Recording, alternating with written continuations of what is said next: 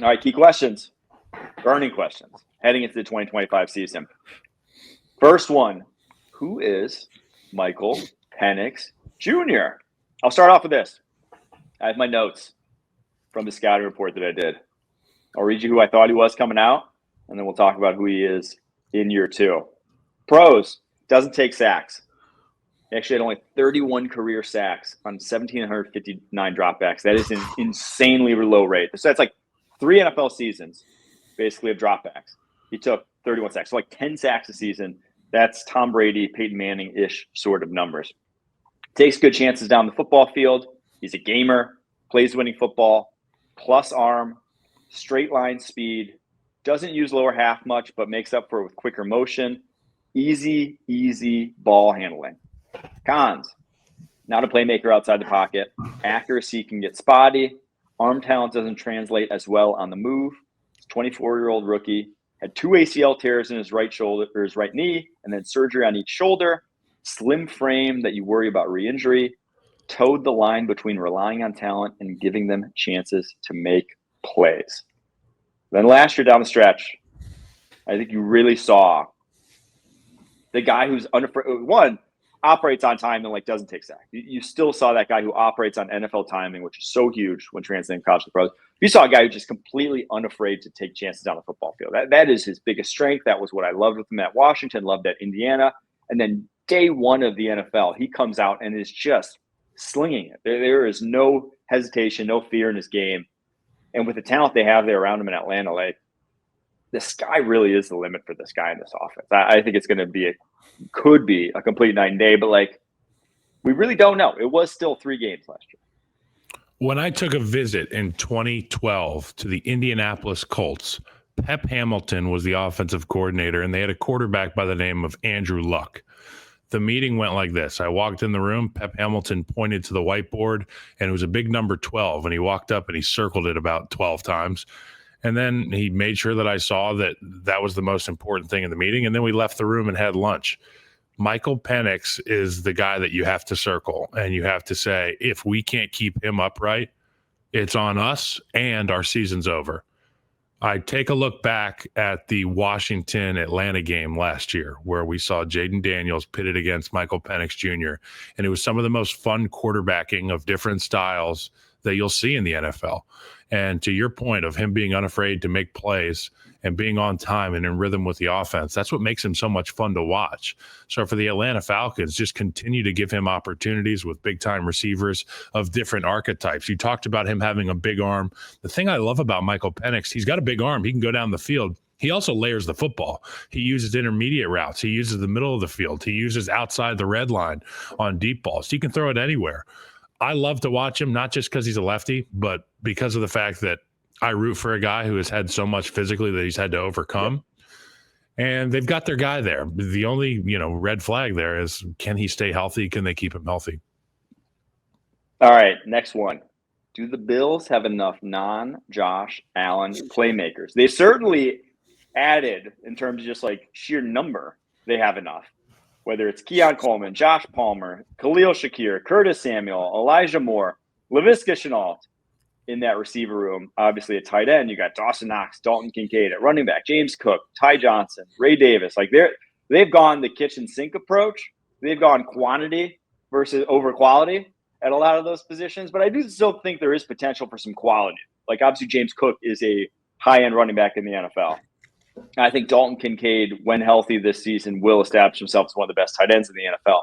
It is just the receiver position, in my opinion, where it's are those guys, when the chips are down, capable of winning on third downs? Or is it just going to have to be Josh Allen doing Josh Allen things? I don't know. I lean towards it being enough, though. I do. I actually have more questions about their defense than I do their offense. I believe in it as well. I think that they are dangerous enough. There are enough non-Josh Allen playmakers on the team. You talked about not having real star power at the receiver position. I would argue that the star power is on the offensive line for the Buffalo Bills.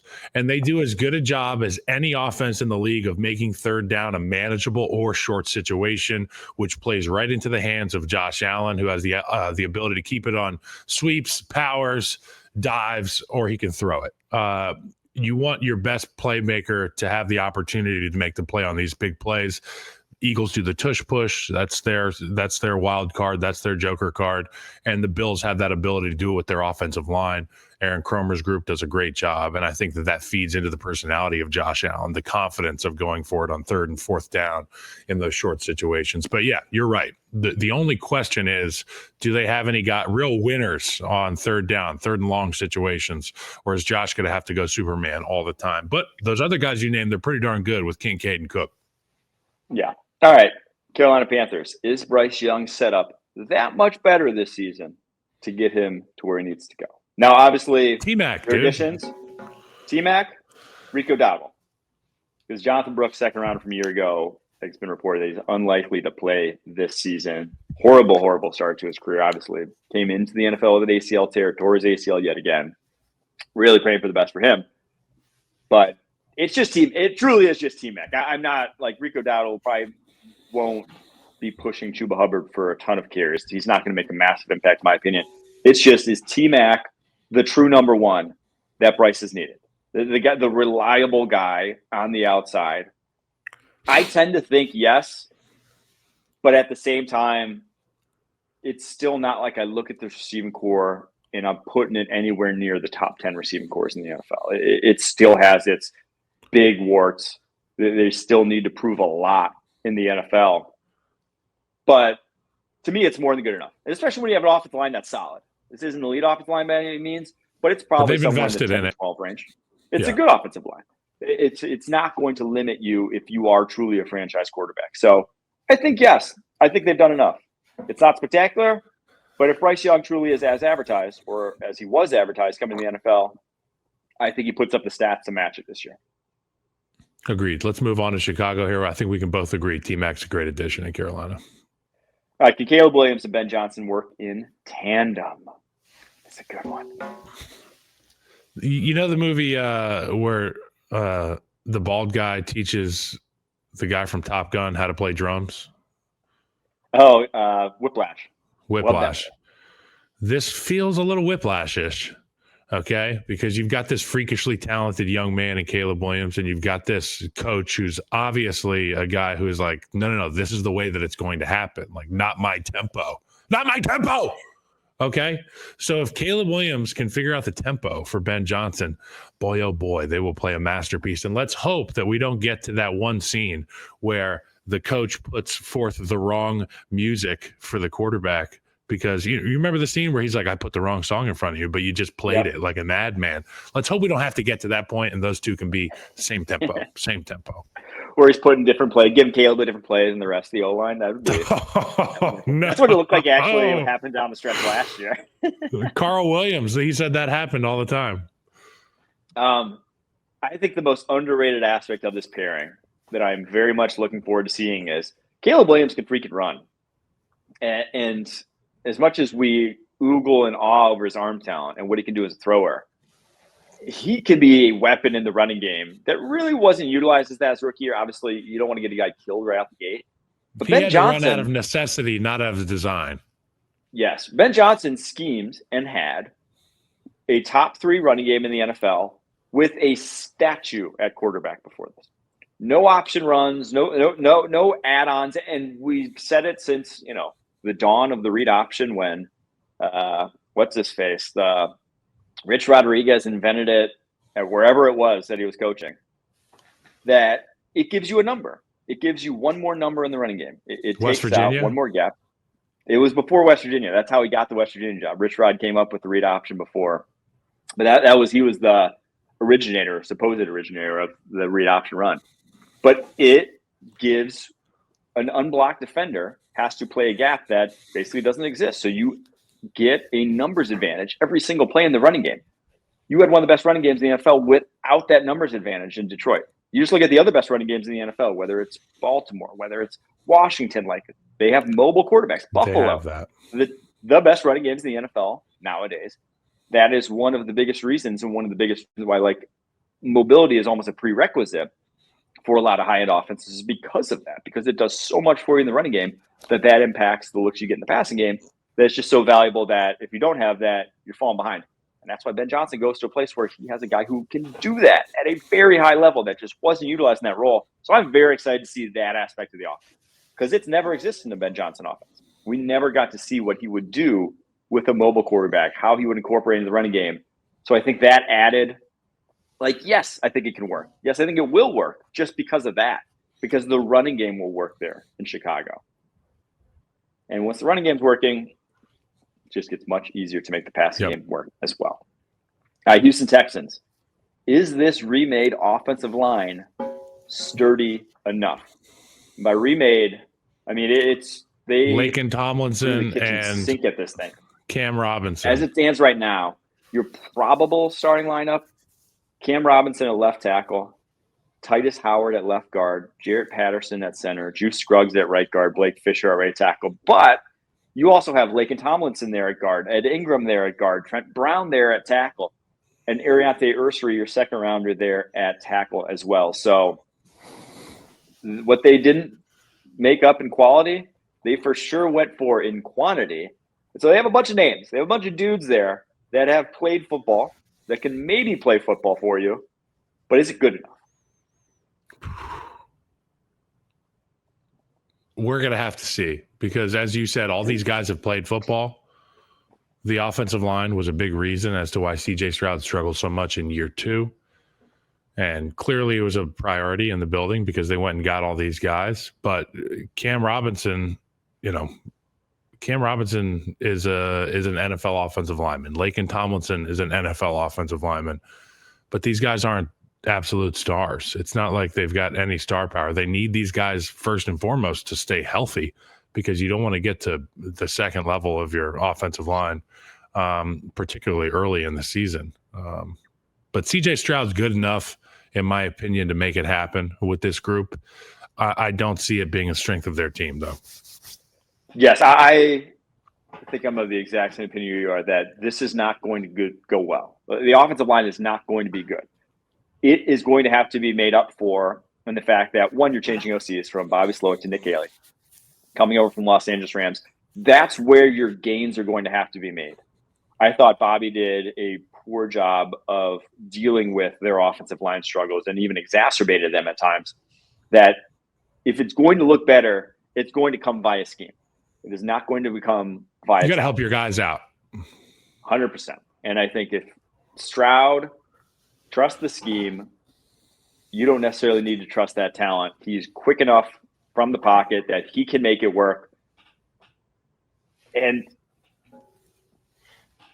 I just don't think, though, getting over the hump in the AFC, this is enough. You don't have a good enough offensive line to get over the hump. I think it's going to be a playoff team. They're going to be very good.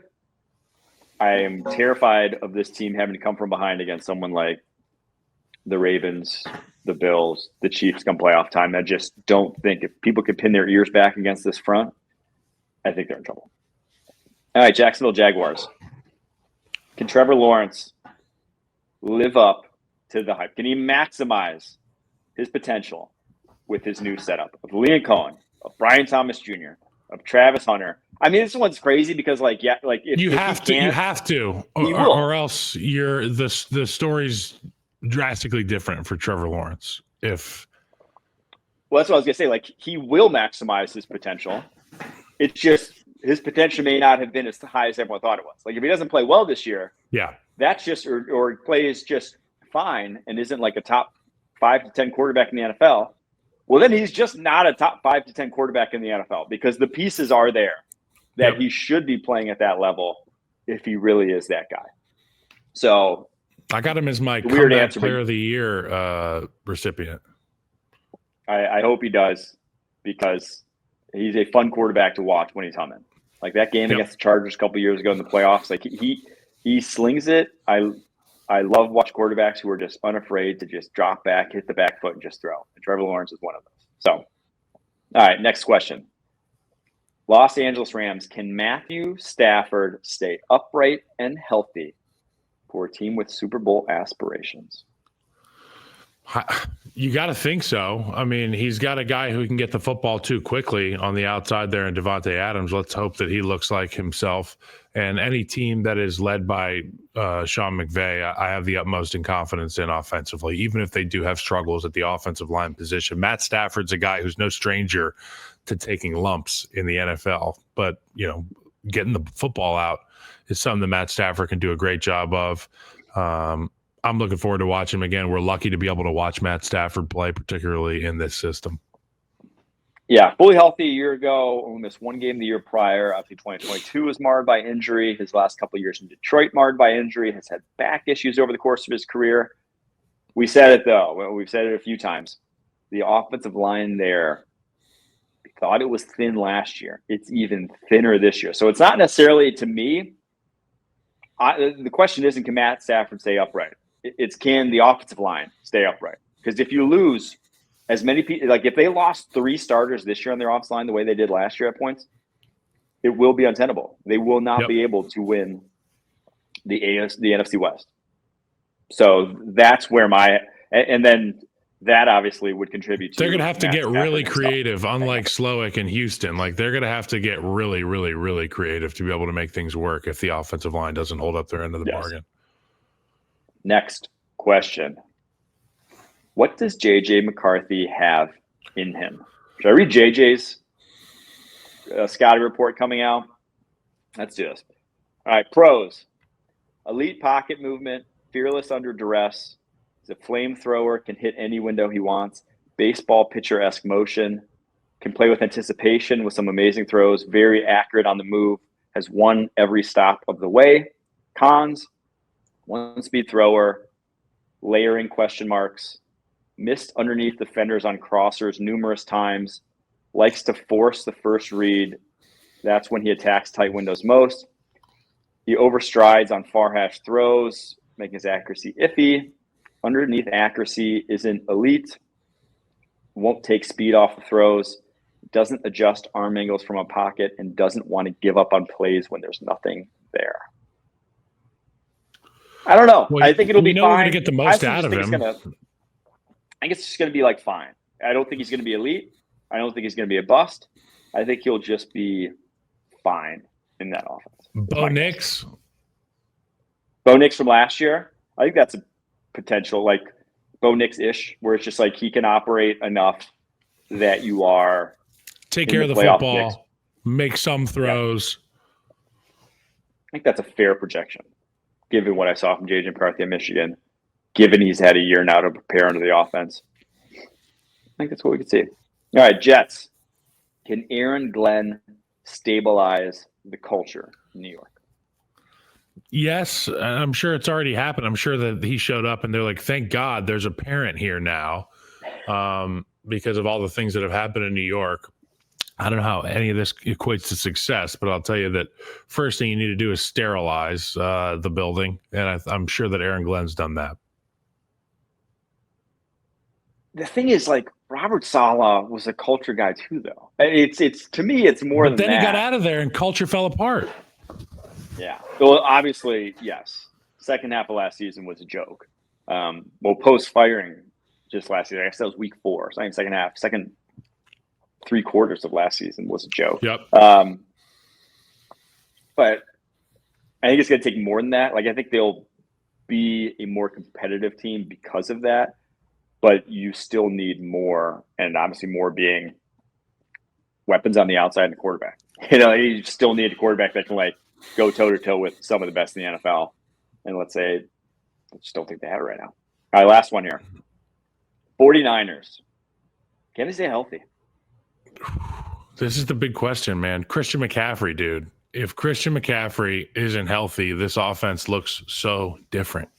The offense just looks so different. They use him in so many different ways to get things done in the passing game, in the running game, in the screen game. And when Kyle Shanahan's got that chess piece on his board, he is as dangerous as any coordinator in football, as any head coach in football. But without him, you start to have to rely on these other guys for singles and doubles. And quite frankly, they just ain't him. Yeah, I don't think they can. You have just given how the roster is constructed, right? It's so many. You're completely reliant on, not completely, but like when you have stars and scrubs, Christian McCaffrey, who has had a gargantuan injury history at this point, back to his time at Carolina, to his time now last year with San Francisco. George Kittle, 31, similar issues of guy has a long injury history. He doesn't turn it off when he's on the football field. He can't play at half speed to protect himself, so he misses a few games every year. Trent Williams is 36, and he had a massive injury history over his time at Washington. He was a guy who would miss time seemingly every single season. Brandon Ayuk's coming off a torn ACL. You can't rely on him to be the guy he was before. And Nick Bosa, obviously, he hasn't had the cursed injury history that his brother has, but he had an injury dating back to his time at Ohio State. He came out his last season having barely played as a junior via injury. So, like, you don't have clean bill of health guys, unfortunately, that you're reliant upon. Yeah, maybe you can catch lightning in a bottle and get it for a good portion of time, but I don't think that this team, as it's currently constructed, is one I'd bet on to stay healthy. I just wouldn't.